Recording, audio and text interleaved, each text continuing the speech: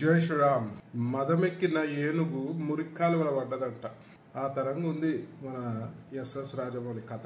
ఇవాళ ఎంతో మంది ఎస్ఎస్ రాజమౌళిని ఒక అద్భుతమైన డైరెక్టర్ అని చెప్పి అందరు కూడా అభిమానిస్తారు.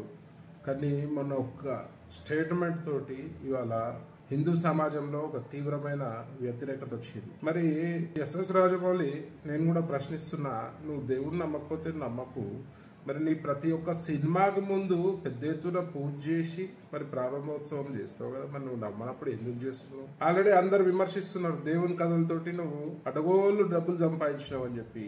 మరి వాస్తవమే కదా. మరి ఈ హిందూ సమాజం నీ యొక్క సినిమాలను చూడకపోతే ఓన్లీ నాస్తిక కుక్కలతోటే నువ్వు సినిమా చెయ్యి, ఓన్లీ నాస్తిక కుక్కలనే అలౌ చేయి నీ సినిమాలకి. మరి హిందువులు సినిమా చూడకపోతే నీ బతికేమైతుంది, నువ్వేమవుతావు అనేది కూడా ఆలోచించాలి. నీ బాహుబలిలోనే చెప్పినావు కదా, అహంకారంతో విర్రవీగే బల్లాల దేవ లాస్ట్కి ఎట్లా పతనమైందో నువ్వే చూపించినావు కదా.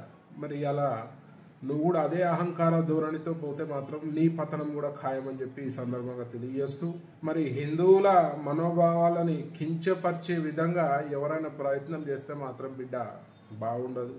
మరి దానికి చాలా రకాలుగా నువ్వు సమస్యను ఎదుర్కోవాల్సి వస్తుందని చెప్పి సందర్భంగా తెలియజేస్తూ, మరి వెంటనే నువ్వు హిందూ సమాజానికి క్షమాపణ చెప్పాల్సిన తరుణం ఇది.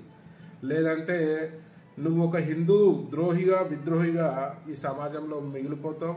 నీ ఎంత టాలెంట్ ఉన్నా కూడా పనిచేయదు. ఎందుకంటే ఒకసారి హిందూ సమాజం విద్వేషిస్తే నీ బ్రతుకు హీరో నుంచి జీరో అవుతుందని ఈ సందర్భంగా తెలియజేస్తూ వెంటనే నువ్వు క్షమాపణ చెప్పాలని చెప్పి నేను డిమాండ్ చేస్తున్నా.